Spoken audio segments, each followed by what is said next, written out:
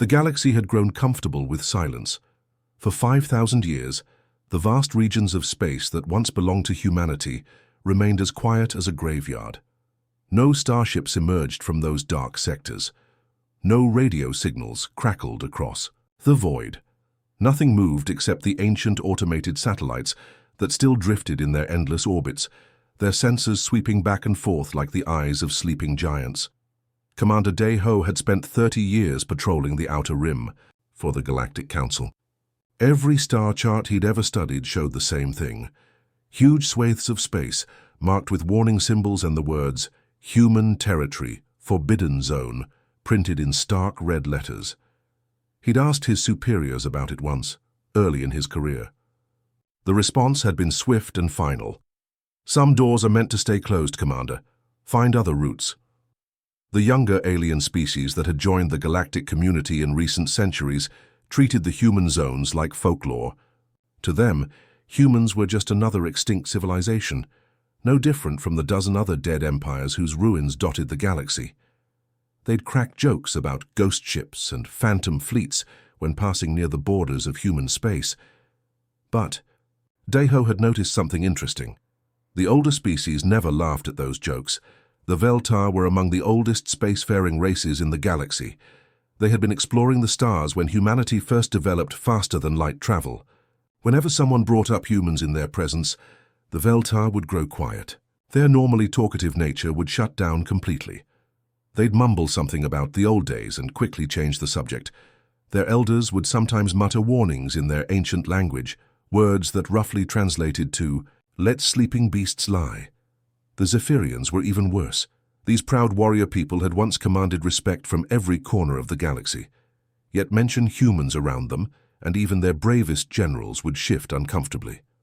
Dai-Ho had once overheard a group of Zephyrian veterans talking in hushed tones about something called the Last War.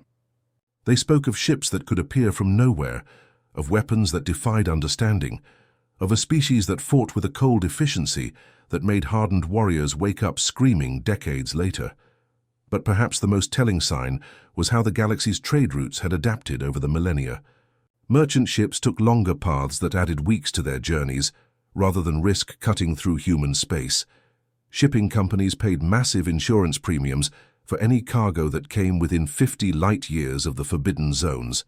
The galactic economy had literally bent itself around the sleeping territories, like a river flowing around a massive boulder. Captain Yunji had made her career studying dead civilizations. As the galaxy's leading xenoarchaeologist, she'd explored the ruins of hundreds of extinct species. She'd walked through cities that had been abandoned for millions of years, their buildings crumbled to dust, their people just fossils in stone. But human ruins were different. They were wrong in a way that made her skin crawl. 3 months ago, her research team had received special permission to explore the outer edges of human space.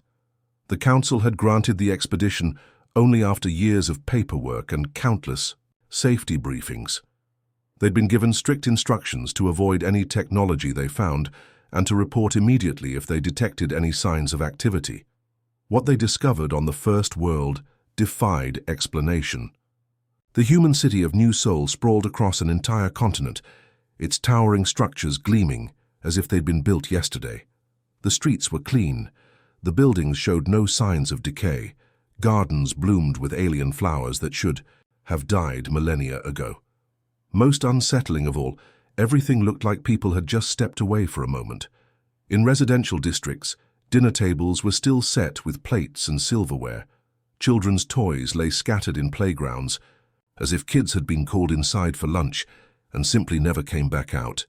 Office buildings had workstations with documents still displayed on computer screens, the text crisp and readable, despite the passage of centuries.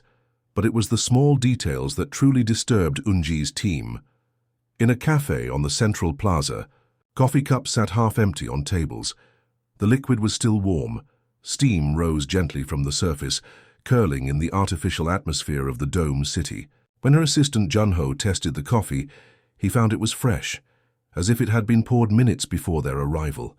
Security cameras throughout the cities still functioned perfectly, their lenses tracking the archaeological team's movements. with mechanical precision. The power grids hummed with energy. Climate control systems maintained perfect temperature and humidity. It was as if an entire civilization had vanished in the span of a heartbeat, leaving their technology to wait patiently for their return. The team found similar scenes on two other worlds. Billions of people gone without a trace, but their cities preserved in perfect stasis. Whatever had happened to humanity, it hadn't been war, disease, or natural disaster. People had simply stopped existing, leaving behind a mystery that gnawed at the edges of galactic consciousness like a half-remembered nightmare. Admiral Taemin had earned his rank by doing what everyone else said couldn't be done. While other commanders played it safe, sticking to approved routes and following every regulation, Taemin pushed boundaries. He'd captured pirate strongholds that were supposed to be impregnable. He'd navigated through stellar phenomena that seasoned pilots called suicide runs. The hegemony empire valued results over caution, and Taemin delivered results. So when his long-range scouts detected an object drifting at the very edge of human space, Taemin saw something his peers would have missed: opportunity wrapped in mystery.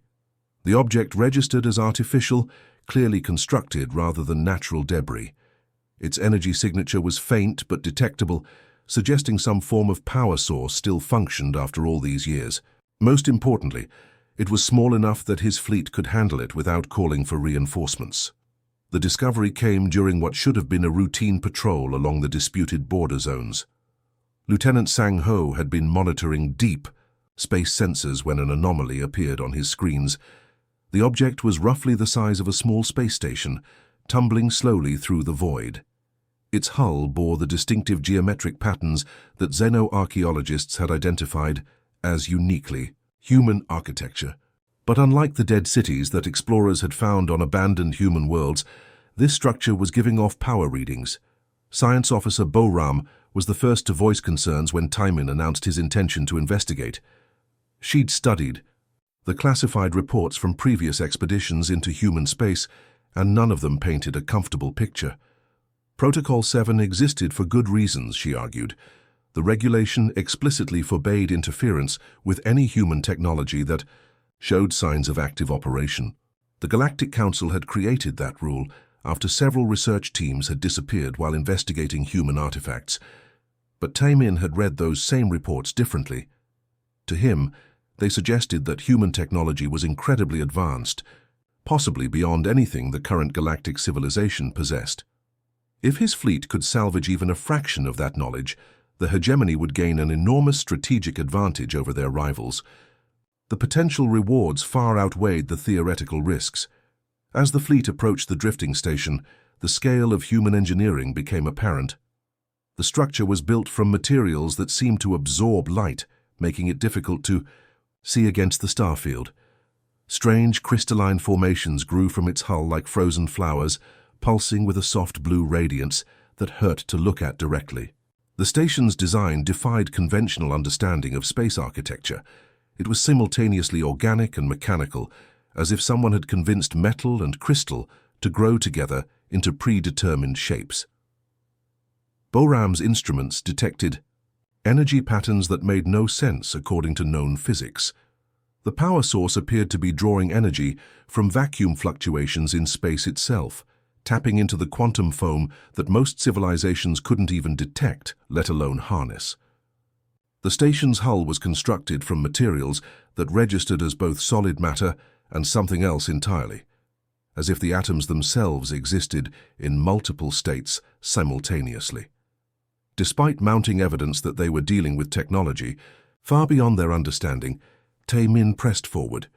He selected his best boarding team, led by Marine Sergeant Hyun-woo, a veteran who'd served in a dozen dangerous missions.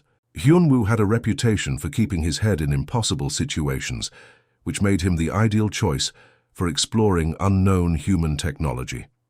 The boarding party's initial progress through the station was surprisingly smooth.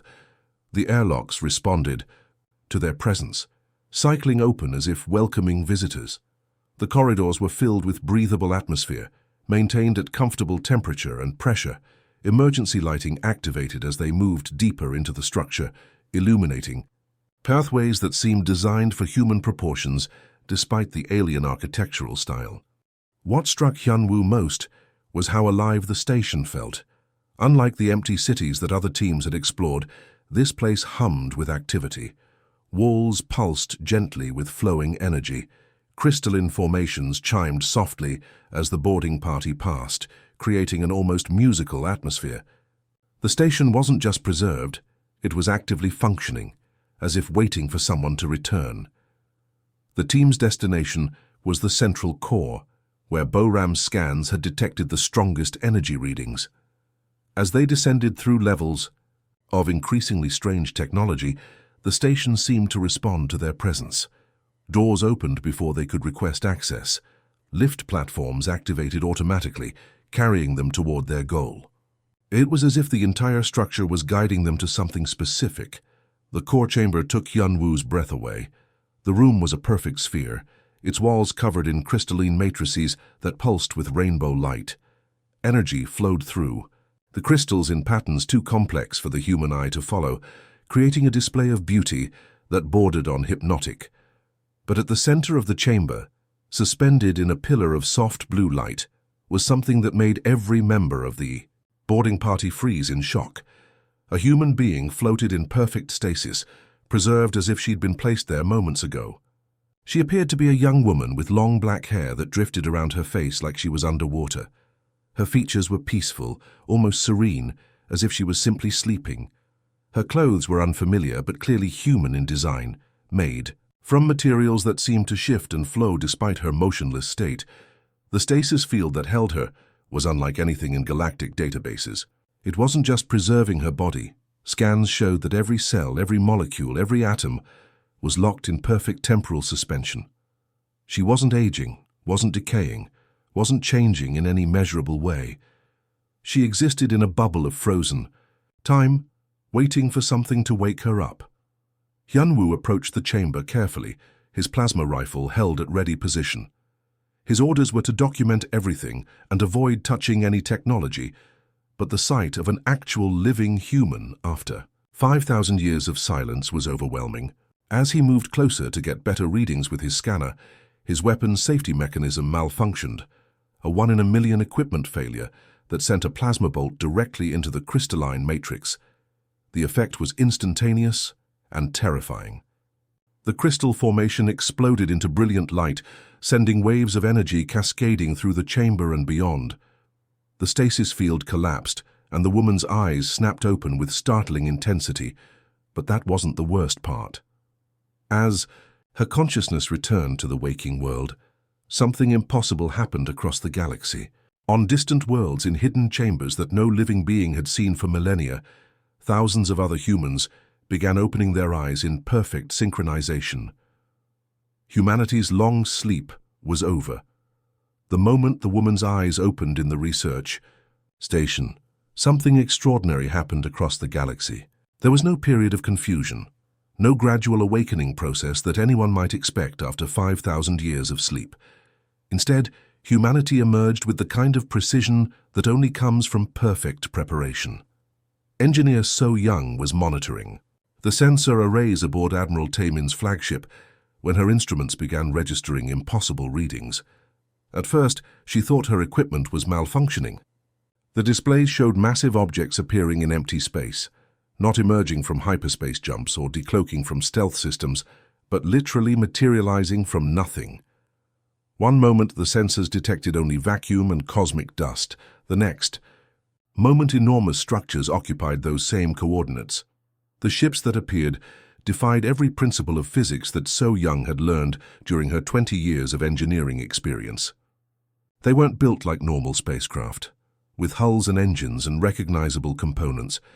Instead, they seemed to be crafted from crystallized space itself, their surfaces shifting and flowing like liquid metal frozen in motion.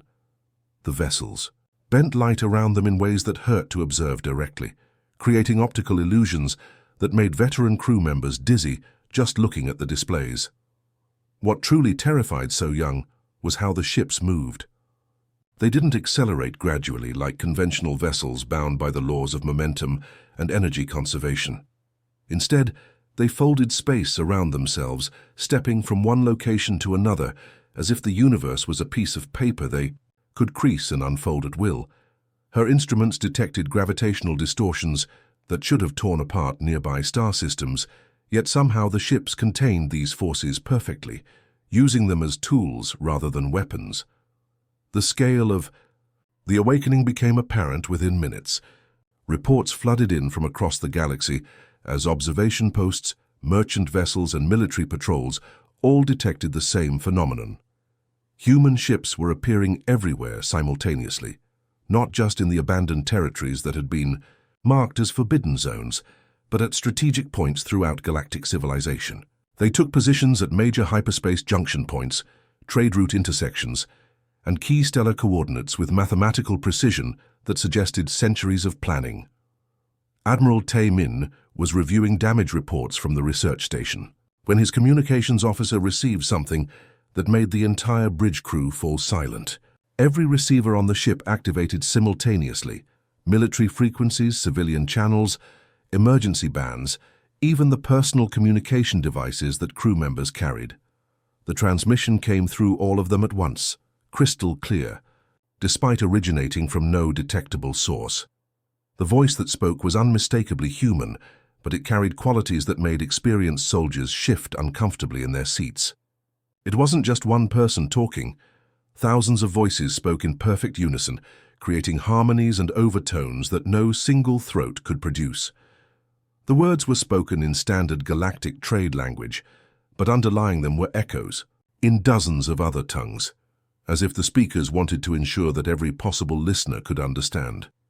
The message itself was terrifyingly polite. The human collective, as they seemed to be calling themselves, requested that all non-human vessels currently operating within traditional human space territories please withdraw within 72 standard hours. They emphasized that this was a request, not a demand, and that they bore no ill will toward any species that had maintained peaceful intentions during humanity's period of contemplation. However, they also made it clear that compliance was expected rather than optional. What made veteran soldiers shiver wasn't the threat implied in the words, but the complete absence of anger or aggression in the delivery. The humans spoke with the calm confidence of beings who knew exactly how powerful they had become and felt no need to prove it through bluster or intimidation. They sounded like teachers addressing unruly students, patient but firm, willing to explain the rules once before enforcing them. Captain Yoon-ji received the transmission while her archaeological team was still studying the ruins of New Seoul. The message reached them, despite being deep within a shielded research facility, suggesting that human communication technology could penetrate any barrier the galaxy's current science could create. But what truly amazed her was watching the response unfold in real time through her team's orbital observation satellites.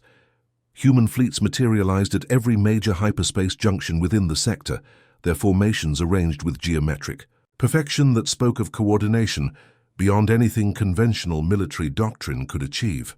The ships didn't move randomly or patrol in standard patterns. Instead, they positioned themselves at precise mathematical intervals, creating a three-dimensional grid that effectively controlled all major travel routes through the region.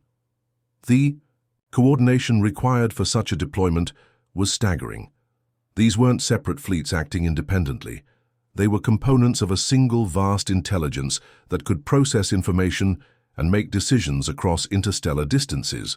Instantaneously, each ship knew exactly where every other ship was positioned and adjusted its own location accordingly, creating patterns that optimized coverage while minimizing energy expenditure.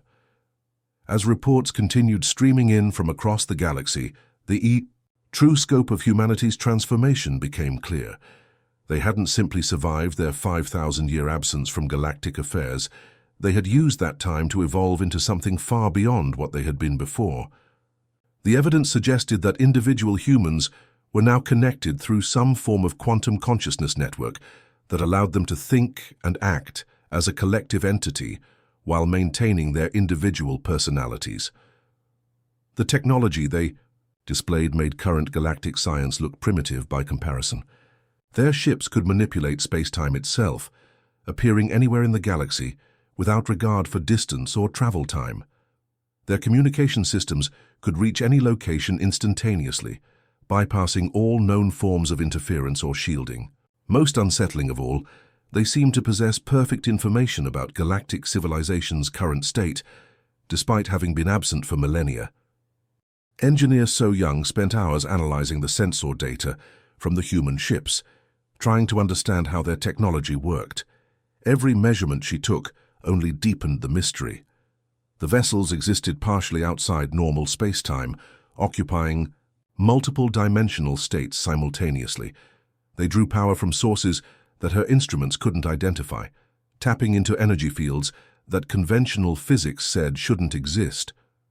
As the 72-hour deadline approached, one fact became undeniably clear to everyone watching the situation unfold. Humanity hadn't been sleeping for 5,000 years. They had been preparing. Every aspect of their return suggested meticulous planning and careful consideration of how to reintegrate with galactic civilization while maintaining absolute control over the process. The galaxy was about to learn what humans had become during their long absence, and the lesson would reshape everything. The emergency session of the Galactic Council convened within hours of humanity's galaxy-wide announcement. Representatives from 47 species gathered in the Great Assembly Hall on Nexus Prime, their voices creating a cacophony of concern, fear, and barely controlled panic. Some delegates demanded immediate military action, while others urged caution.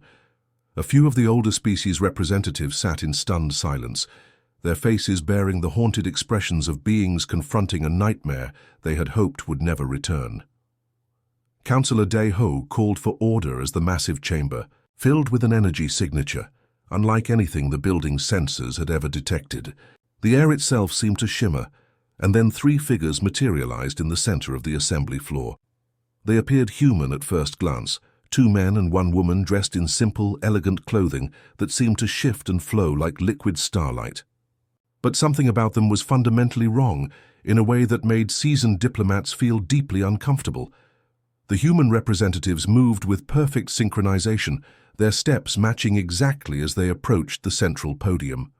When they spoke, their voices carried that same unsettling quality that had characterized the galaxy-wide transmission. Thousands of voices speaking as one, creating harmonies that no single throat should be able to produce. Yet somehow, each delegate in the chamber heard the words in their own native language, perfectly translated not just linguistically, but culturally, as if the speakers understood the deepest nuances of every civilization present. The lead representative, a tall man with silver-streaked hair, began the explanation with a calmness that bordered on the supernatural. He spoke of humanity's decision 5,000 years ago to withdraw from galactic affairs, not out of defeat or exhaustion, but from recognition of a fundamental problem within their own nature. Humans, he explained, possessed certain aggressive impulses that made peaceful coexistence with other species difficult. Their drive to explore, conquer, and dominate had created conflicts that threatened the stability of galactic civilization. Rather than continue down a path that would inevitably lead to either humanity's destruction or the subjugation of every other species, they had chosen a third option: voluntary exile combined with radical self-improvement. The entire human population had entered a collective state of suspended animation, while their greatest minds worked to solve the problem of human nature itself. They had succeeded, but the solution had required changes that fundamentally altered what it meant to be human. Councillor Day-Ho, representing the Trade Confederation that had grown powerful during humanity's absence, stood to challenge the representatives. His species, the Kethmori, had built their entire economy around the assumption that humans would never return. The idea that this ancient threat could simply reappear and demand recognition of territorial claims was unacceptable. He demanded proof of human intentions and concrete guarantees that they wouldn't resume their old pattern of aggressive expansion. The response came not as words, but as direct contact with consciousness itself. Every delegate in the chamber suddenly found their minds touched by something vast and alien, yet undeniably human in origin. The sensation was like having someone gently place their hand on your thoughts, not violating or forcing, but simply making contact in a way that bypassed all normal barriers of communication. In that moment of connection, each council member experienced a flood of understanding about what humanity had become. They saw glimpses of the quantum consciousness networks that linked every human mind across the galaxy, allowing them to share thoughts, experiences, and knowledge instantaneously across any distance. They felt the weight of 5,000 years of accumulated wisdom and the profound changes that had reshaped human psychology at the most fundamental level. The humans now existed partially outside normal space-time, their consciousness distributed across multiple dimensional states simultaneously. Death had become a temporary inconvenience rather than a permanent ending, as human minds could transfer between bodies or exist in pure quantum states when necessary. They had merged their biological nature with technology so advanced that it seemed like magic to conventional galactic science. But perhaps most unsettling was the absolute certainty that radiated from the human collective. They knew exactly how powerful they had become relative to current galactic civilization. They could see every ship, monitor every communication, and predict the behavior of entire species with mathematical precision. To them, the assembled delegates weren't potential equals engaged in negotiation. They were students who might or might not be ready to learn more advanced lessons about civilization. The mental contact lasted only seconds, but its impact was profound. Several delegates collapsed into their seats, overwhelmed by the brief glimpse into humanity's transformed nature. Others began weeping quietly as they processed the implications of what they had experienced. A few of the younger species representatives looked around in confusion, still trying to understand what had just happened to them. When the connection ended, the lead human representative continued speaking as if nothing unusual had occurred. He explained that humanity's return was not about reclaiming old territories or resuming old conflicts. Instead, they were implementing what they called recognition protocols, a system for determining whether galactic civilization had evolved during their absence or if more direct intervention would be necessary. The test was elegantly simple in concept, but terrifying in its implications. Humanity would observe how the galaxy's current powers responded to their return. If the response demonstrated wisdom, restraint, and genuine commitment to peaceful coexistence, then humans would gradually reintegrate with galactic society as partners rather than rulers. They would share selected technologies and knowledge that could benefit all species. However, if the response showed that galactic civilization was still dominated by the same aggressive, territorial impulses that had characterized the era before humanity's withdrawal, then more direct educational measures would be implemented. The human representative didn't elaborate on what those measures might involve, but the implications were clear enough to make veteran military commanders pale. Councillor Dai Ho attempted to negotiate, offering trade agreements and territorial concessions in exchange for human withdrawal. The response was patient but firm. Humanity was no longer interested in the kinds of political arrangements that had defined galactic relations for the past 5 millennia. They had evolved beyond such primitive concepts as national borders or resource scarcity. What they wanted was proof that other species had also evolved beyond their baser instincts.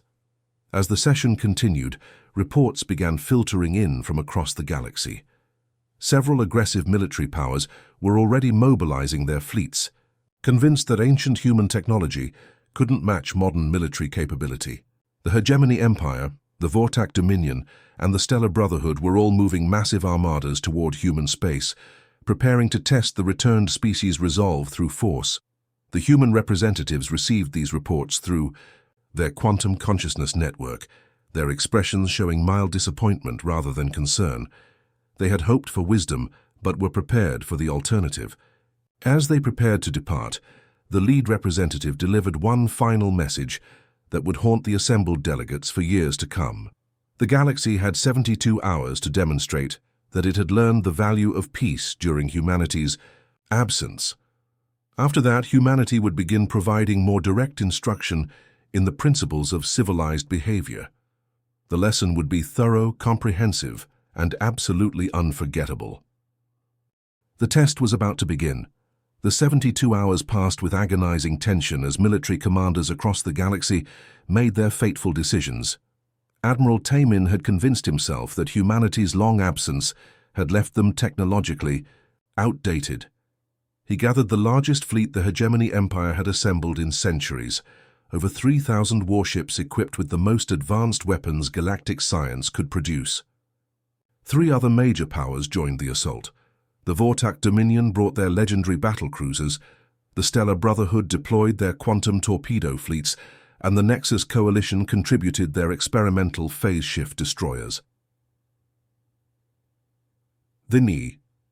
Combined armada represented the pinnacle of military might that non-human civilization had achieved during humanity's 5,000-year absence. These weren't outdated relics from the old wars. They were cutting-edge vessels designed by species that had spent millennia perfecting the art of warfare. Each ship carried enough firepower to level continents, and their combined force could have reduced entire star systems to cosmic dust. As the deadline expired, the massive fleet began its coordinated assault on human space. Admiral Tamin felt confident as he watched thousands of ships drop out of hyperspace at the edge of the Sol system, humanity's ancient birthworld. His battle plan was simple but effective. Overwhelming firepower, concentrated at key strategic points, would force the humans to surrender or face total annihilation. He expected either immediate capitulation or a desperate last stand that would quickly crumble under superior numbers. What happened instead defied every assumption about warfare that these civilizations had developed over millennia of conflict. Human ships didn't emerge from hyperspace to meet the attacking fleets.